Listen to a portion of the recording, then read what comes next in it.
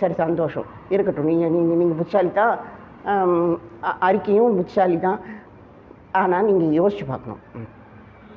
என்ன யோசித்து பார்க்கணும்?